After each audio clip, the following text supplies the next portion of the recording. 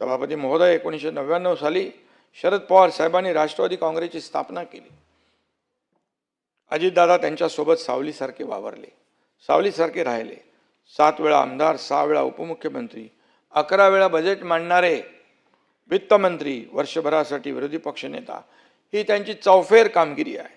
शरद पवार साहेबांपाठोपाठ आपलं home ground म्हणजे बारामतीचा किल्ला अजितदादांनी केवळ लढवला नाही, सांभाळला, बळकट केला.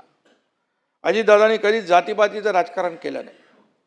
सहकार क्षेत्र म्हणजे त्यांच्या राजकारणाचं बाळकडू होतं.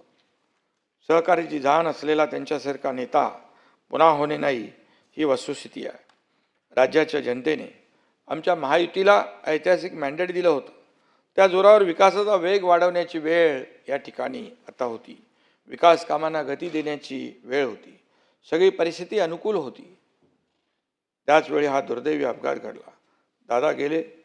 अवघ्या महाराष्ट्राला मान्यच नाही. दादांनी माघारी यावं असे सगळे म्हणत आहेत. सरकारचा एखादा निर्णय चुकला तर तो मागे घ्यायलाच हवा असं दादा आवर्जून सांगायचे.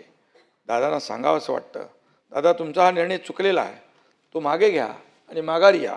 पण दादा नाहीत. हे वास्तव पचवणं किती कठीण असलं तरीसुद्धा आपल्याला ते पचवावंच लागेल, कारण ते कटू सत्य आहे. दादांना श्रद्धांजली अर्पण करतो असं म्हणताना देखील आपल्याला प्रत्येकाची जीभ जड होती आहे, कारण विश्वास बसत नाही. ही वस्तुस्थिती आहे. आजही सभागृहाकडे पाहताना दादा डोळ्यासमोरच दिसत आहेत. पण आपलं दुर्दैव आहे की दादा आपल्यात नाहीत.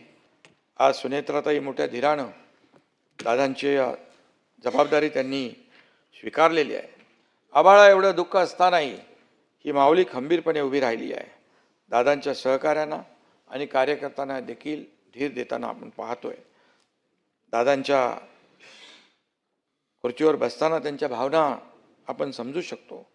आणि म्हणून आम्ही सर्वजण ताईच्या पाठीशी खंबीरपणे उभे आहोत. महाराष्ट्राच्या विकासाचं जे स्वप्न दादांनी पाहिलं होतं ते पूर्ण करण्याची जबाबदारी आता आपल्या सर्वांवर आहे. विकास आता लांबणार नाही, महाराष्ट्र आता थांबणार नाही, ही दादांची घोषणा आपण खऱ्या अर्थाने सगळ्यांनी मिळून सत्यात उतरवूया. दादा तुमची उणीव आम्हाला सतत भासत राहणार आहे. आणि अजितदादा आपल्यात कायम राहतील त्यांच्या कार्यकर्तृत्वाच्या रूपाने. आणि एवढंच मी या प्रसंगी सांगतो.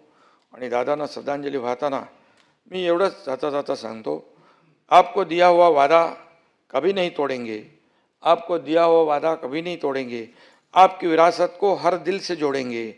आप नहीं पर आपकी यादें हमारे साथ है. दादा आपके सपनों को हम अधूरा नहीं छोड़ेंगे.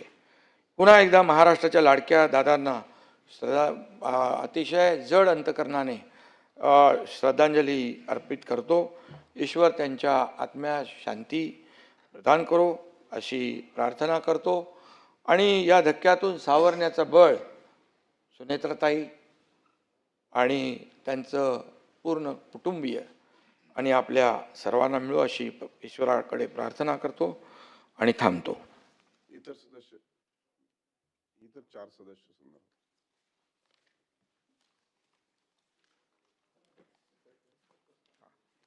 आणि प्रस्ताव मांडायचा.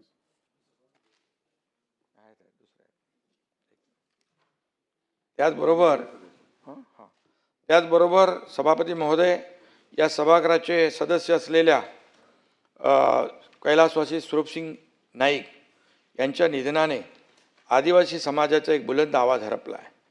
1981-82 या काळात ते विधान परिषदेचे सदस्य होते. त्यांनी नंदुरबार जिल्ह्यातील नवापूर मतदारसंघातून तब्बल 8 वेळा विधानसभेचं प्रतिनिधित्व केलं. 1972 ते 81 या काळात त्यांनी खासदार म्हणूनही लोकसभेत काम केलं. आदिवासी समाजातील व्यसनमुक्ती, शिक्षण आणि सावकारी पाशातून मुक्त करण्यासाठी त्यांनी केलेले कार्य मैलाचा दगड ठरलं आहे. नंदुरबार जिल्ह्यातील नवापूर तालुक्यातील नवागाव या लहानशा आदिवासी वस्तीत त्यांचा जन्म झाला. त्यांनी शिक्षण घेतलं आणि नंतर आपल्या गावी 1962 साली सरपंच म्हणून निवडून आले. त्यानंतर पंचायत समितीत अपक्ष निवडून आले. त्यानंतर त्यांनी कधीही मागे वळून पाहिलं नाही.